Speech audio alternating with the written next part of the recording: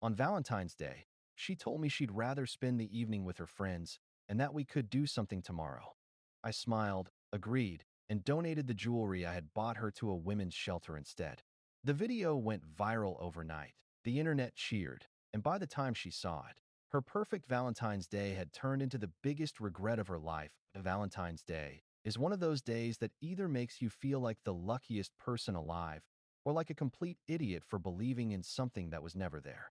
For me, that realization came with one single text message. I'd been with my girlfriend, Emily, for 2 years.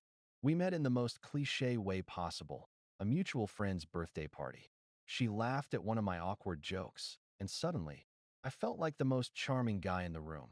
She had that effect on people. She could walk into a crowded space and instantly pull everyone's attention without even trying. At first, being with her felt like winning the lottery. She was witty, beautiful, adventurous. The kind of woman who made plans on a Tuesday night to drive 3 hours just to catch a sunrise at the coast. She made my quiet, stable life feel vibrant and full of color. But over time, the things that once felt exciting started to feel one-sided. See, I've always been the planner. The one who thinks ahead, makes reservations, buys thoughtful gifts. Emily, she was spontaneous, sure, but also careless. Dates forgotten, birthdays half remembered, promises made and broken like they were nothing. It was easy for her. She was used to being adored. I told myself I could live with that imbalance, that I could be the one who gave a little more. And then Valentine's Day rolled around. I'd been planning for weeks. She'd mentioned a particular necklace months ago while we walked past a jewelry shop downtown. That's the kind of thing I'd want to wear forever, she'd said casually. I filed it away in my mind, even checked back at the store later that week. I saved, I budgeted, and finally, I bought it. A silver necklace with a delicate pendant paired with a matching bracelet. Not the most extravagant thing in the world, but for me, it meant something. It meant I was serious. I imagined giving it to her after a nice dinner. Maybe she'd smile. Maybe she'd even tear up a little. Maybe she'd see, finally, that I wasn't just the boring, dependable guy she sometimes joked about to her friends. I was the man who saw her, who cared enough to listen, to remember, to act. That fantasy shattered around 3 p.m. when my phone buzzed. Going to dinner with the girls instead. We'll do something tomorrow. XX. I read it once, then twice. My first thought wasn't even anger, it was confusion. Surely, she meant lunch with her friends, and then dinner with me. But no, that was it. I typed back slowly. Of course. Have fun. She responded with a heart emoji, and that was the end of it. I stared at the velvet box on my kitchen table for a long time. The apartment was silent, except for the low hum of my refrigerator. That little box felt heavier than it should have, like it carried not just the jewelry, but every ounce of effort, care, and hope I'd poured into this relationship. And in that silence, something shifted in me. It wasn't just disappointment. It wasn't even heartbreak. It was clarity. I realized I wasn't her priority. Maybe I never had been. I was just convenient. The guy who was always there, who always said of course when she needed flexibility, who never pushed back when she treated me like an afterthought. I thought about tomorrow, about giving her the necklace after all, pretending the sting of tonight didn't matter. But the idea of it made me feel sick. Why should I keep rewarding someone who didn't even value me enough to show up? And then the idea hit me. Instead of wallowing, instead of waiting, I put on my jacket, pocketed the jewelry box, and drove across town to the women's shelter. I'd volunteered there once before, helping repair some furniture and paint the walls. I remembered the director telling me how much little gestures meant, how even a nice outfit or a small piece of jewelry could help women feel human again after leaving abusive or toxic situations. When I walked in, the receptionist looked surprised. "Can I help you?" "Yeah," I said, pulling the box out of my pocket. "I'd like to donate this." She blinked, then called the director, who opened the box and gasped. "This is beautiful," she said, almost whispering. "Are you sure?" I nodded. "Better here than collecting dust. Someone deserves to feel special wearing it. Someone who'll actually appreciate it." A volunteer, a college kid with a kind face, asked if I'd mind them filming a short clip for their page. They like to share donations to inspire others. I hesitated. I wasn't doing this for clout.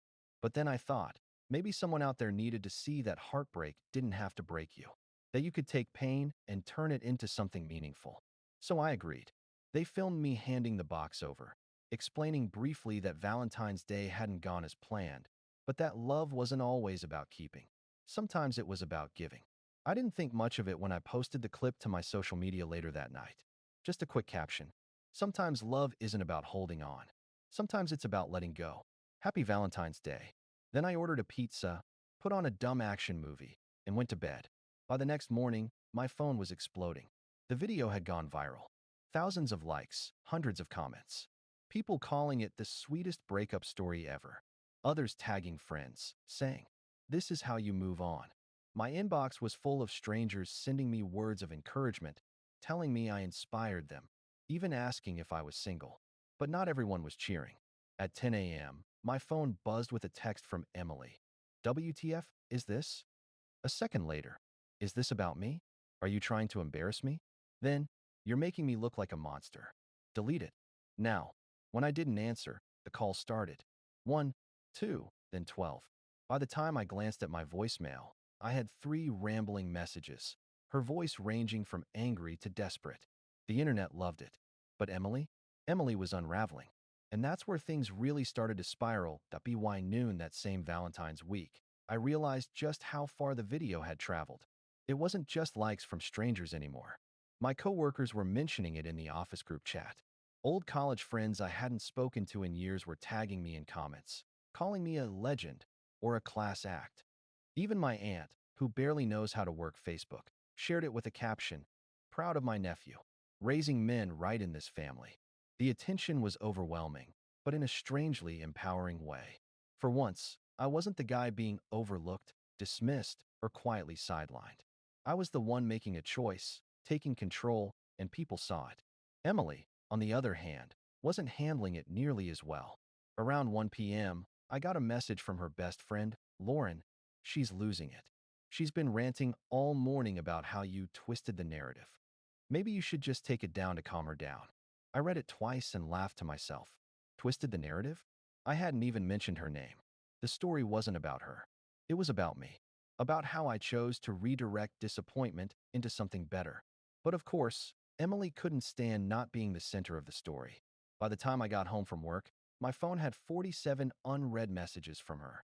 Screenshots of group chats where she was trying to explain that she just wanted one night with the girls, and that he's blowing everything out of proportion. Voice notes that swung between pleading and fury. "You're embarrassing me in front of everyone. Delete it. If you ever loved me, you wouldn't humiliate me like this. You think you're some kind of hero? You're just pathetic. Please, can we just talk privately? Take it down, and we can fix this." The more she spiraled, the calmer I felt. It was like years of walking on eggshells around her moods had suddenly stopped matching. For once, I wasn't rushing to soothe her. I wasn't scrambling to make her comfortable. I was just done. And the irony? Her attempts to paint me as the villain only made her look worse. By the weekend, mutual friends had started calling me. Some were on her side, parroting her line about how it was just dinner with friends and that I'd overreacted. Others admitted privately that Emily had been dismissive, even cruel, for a long time, and that maybe this was her wake-up call. The real turning point, though, came when her coworkers found the video. Emily worked in marketing, which meant her job revolved around image. She loved being the it girl at her office, the one who always looked put together, who shared trendy restaurants on Instagram and got tagged at events. But once the video gained traction, it didn't take long for whispers to reach her workplace. One of her colleagues DM'd me anonymously. "Dude, everyone here saw your video. People are saying they can't believe she ditched you on Valentine's Day. She's been hiding in her office all day." Another wrote, "Your ex is fuming. But honestly, you come off great. We're all impressed." I didn't respond. I didn't need to. The narrative was writing itself. Meanwhile, my inbox kept filling with strangers thanking me. One woman messaged, "As someone who stayed too long in a relationship where I wasn't valued, seeing your video made me cry. Thank you for showing that we can choose ourselves." Another wrote, "You inspired me to finally leave my toxic boyfriend. I deserve better." It was surreal. A tiny act of defiance, refusing to let a ruined Valentine's Day define me, had turned into a ripple that touched people I'd never met. But Emily couldn't see that. All she saw was herself losing control. Late Sunday night, she showed up at my apartment unannounced. I opened the door to find her standing there, makeup smudged, eyes red. "Can we talk?" she asked, voice trembling. I leaned against the doorframe, blocking her from stepping inside. "About what?" "You know what," she said, her tone sharp before softening again. "This whole stunt. The video. You're making me look like the bad guy. I just wanted one night with my friends. Why are you punishing me for that?" I looked at her, really looked at her, and for the first time in 2 years, I felt nothing. No desire to argue, no urge to defend myself. Just emptiness. "I'm not punishing you, Emily," I said quietly. "I'm just done being taken for granted." Her jaw tightened. "So that's it. You're just going to throw everything away over one night." I shook my head. "It's not about one night. It's about every night you made me feel like I wasn't enough. Like I was boring. Like I should just be grateful for whatever scraps of your attention I got. This was just the last straw." She opened her mouth to argue, but no words came out. Instead, she reached into her bag and pulled out the necklace box. "I don't want this," she said, shoving it toward me. "I don't need your pity jewelry. I didn't take it. It's not mine anymore. It already belongs to someone who'll value it." Her eyes widened as she realized what I meant. "You really gave it away? To some random?" I cut her off. "To someone who deserves it more than you ever did." For a moment, the mask slipped. I saw panic flash across her face, quickly replaced by anger. "You'll regret this," she spat. "You think you're some kind of saint, but you're just bitter." I didn't reply. I simply closed the door. And for the first time in years, I slept like a baby. By Monday morning, Emily's meltdown had gone from private to public. People had started connecting dots, tagging her in comments, asking if she was the girlfriend who ditched Valentine's. Screenshots of her angry texts to me started circulating after she'd vented to the wrong group chat. Someone leaked them, and suddenly the sympathy she'd tried to rally was gone. The internet had spoken, and for once, I wasn't the one left humiliated. Update 1. When I woke up the next morning, the world felt different. Not in some magical, cinematic way, but in a quiet, steady sense of weight lifting off my shoulders. For the first time in a long while, I didn't feel dread in my chest. No tightness, no knot of anxiety about what Emily was going to say, do, or criticize that day. I made coffee, sat on the balcony, and scrolled through my phone. That's when I realized the video I'd posted wasn't just popular anymore. It had gone viral. Millions of views, tens of thousands of shares. Even a few blue-check accounts had reposted it with captions like, "This is how you handle heartbreak with class." And there, mixed in with the flood of supportive comments, were Emily's frantic messages. "So you're just going to ruin my life for clout? You could have kept this private, but no, you had to make me look like the villain. Take it down, or I swear you'll regret it." I didn't respond. Not because I was being cold, but because there was nothing left to say. We were done. By mid-morning, things escalated. My manager at work called me into his office. For a second, I panicked. Was I in trouble for mixing personal drama with social media? But instead, he grinned. "Didn't know you had it in you," he said. "You've become our office hero. Half the staff saw that video before I even did. Hell, even my wife sent it to me." I laughed awkwardly, but inside I felt something shifting. For so long, Emily had chipped away at my confidence, making me believe I was boring, unworthy, replaceable. And now, strangers were calling me inspiring. It was surreal. That evening, my sister came over with a bottle of wine. "I can't believe you finally stood up for yourself," she said, hugging me tightly. "We've all seen the way she treated you, but you never wanted to hear it." I felt a lump in my throat. She was right. My family had hinted for years that Emily wasn't the one, but I'd always defended her. Now, seeing everything so clearly, I wondered how much of my life I'd wasted trying to keep a sinking ship afloat. Meanwhile, Emily was spiraling harder than ever. Lauren, her best friend, texted me privately. "She's completely melting down." She called me sobbing, saying you destroyed her reputation. But honestly, people at work are whispering about how she ditched you on Valentine's Day. She can't spin it anymore. Everyone's seen the video. And then came the twist I didn't expect. Brands started reaching out. Small jewelry stores, nonprofits, even a few lifestyle influencers wanted to collaborate. They saw me as the face of turning heartbreak into hope. I didn't know whether to laugh or cry. All I'd done was redirect a bad night into something meaningful. Yet somehow, people were treating me like I'd staged some grand act of defiance. That night, Emily called again. For the 100th time. Against my better judgment, I picked up, partly out of curiosity, partly because I wanted closure. Her voice was sharp, raw from crying. "You ruined me," she said immediately. "Do you know what I've been through these last few days?" My boss pulled me aside. My mom called me screaming. People at the gym are whispering. Everyone thinks I'm some heartless bitch. I stayed silent, letting her talk. "I just wanted one night with my friends," she continued, her tone shifting to pleading. "That's all. And now I'm the villain of the internet. You could have stopped this, but you didn't. Don't you see? You've destroyed me." For a moment, the old part of me wanted to comfort her, to say something that would calm her down. But then I remembered, how many times had I sat alone, waiting for her to show up, only to get a half-hearted excuse?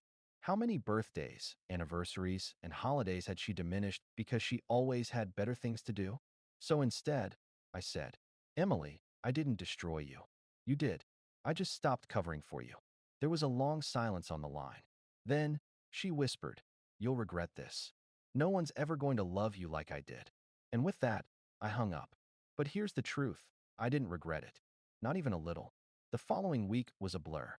The video had crossed into mainstream media. Morning talk shows were running segments about the Valentine's breakup that inspired millions. My DMs were flooded with strangers sharing their stories of being undervalued, ignored, or emotionally drained by partners who took them for granted.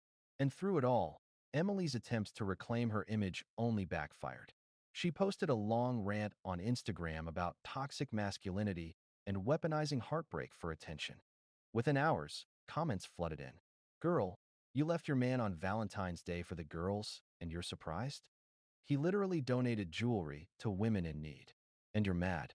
This isn't the flex you think it is." She deleted the post within the day. Meanwhile, I started to rediscover myself. I took up hobbies I'd abandoned because Emily thought they were lame. I reconnected with old friends. I started running again, not to impress anyone, but because it cleared my mind. For the first time in years, I felt like my life was mine. And maybe the most surprising part, I wasn't bitter. I wasn't sitting there stewing in anger or plotting revenge. I felt free. But Emily? She wasn't done. Because just when I thought the storm had passed, she showed up one last time. Not at my apartment, not with texts or calls, but somewhere much bigger. She tried to tell her side of the story publicly. And that's when the chaos really began. Final update. I thought Emily would eventually stop. That after the calls, the deleted rants, the humiliation from her coworkers, she'd fade into the background and move on. But Emily wasn't wired that way. About 2 weeks after the video first went viral, she decided to tell her truth. I was at the gym when my phone buzzed with a dozen notifications. Friends, coworkers, even my sister were all sending me the same link. Emily had gone live on Instagram. Curiosity got the better of me, so I opened it. There she was, sitting in her bedroom with mascara running down her cheeks, tissues scattered everywhere. "You guys don't understand," she said between dramatic sniffles. "I loved him. I still love him. But he made me feel like nothing I ever did was good enough. He pressured me. He." The comments lit up instantly. "Girl, he literally bought you Valentine's gifts and you ditched him. Pressure? He donated jewelry to a shelter while you partied. Stop lying. This is embarrassing. Please log off." Emily's voice cracked. "You don't get it. He's not the saint you think he is. He's manipulative. He made me feel small." Someone must have screen recorded it because within hours, her meltdown was everywhere. And the internet is merciless. Side-by-side memes of her crying contrasted with screenshots of me smiling while handing the jewelry box to a shelter volunteer. People were calling her Valentine's villain and Miss Girl's Night forever. By the next day, her account was private. Meanwhile, I was moving forward with my life in ways I hadn't anticipated. My company asked me to speak at a charity event about the importance of redirecting negativity into something good. Me, the guy who used to sit quietly while Emily rolled her eyes at every story I told in public. I stood in front of a crowd of strangers and said, "When someone treats you like an option, remember you always have the choice to walk away. Sometimes leaving is the most loving thing you can do for yourself." The applause that followed wasn't just for the words. It was for the freedom I felt in finally saying them. But Emily's story wasn't over yet. Her mother called me. Out of the blue. "I just wanted to say," she began carefully, "I'm sorry. For everything. For the way she treated you.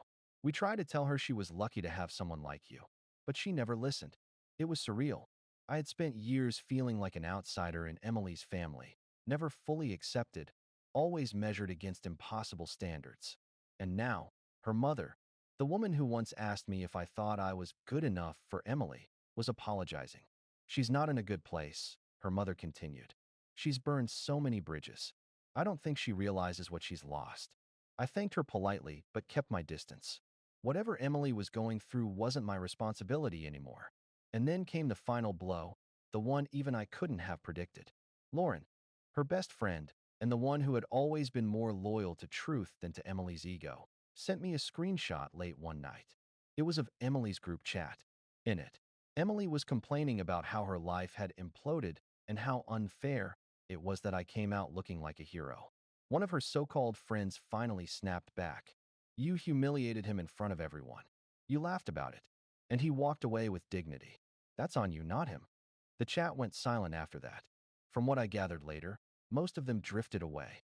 Emily's need to always be the center of attention, her constant belittling of others, had caught up with her. She wasn't just losing me. She was losing everyone. One evening, weeks later, I got a message from an unknown number. It was her. Can we meet? For a moment, I considered ignoring it.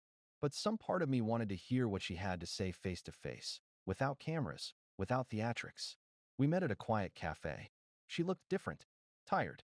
The spark of superiority she always carried was gone. I don't expect you to forgive me, she began, staring at her coffee. I just wanted to say, I really did love you. I just didn't know how to handle it. I thought I needed more, but now I see I had everything. I let her speak. She apologized, rambled, even cried a little.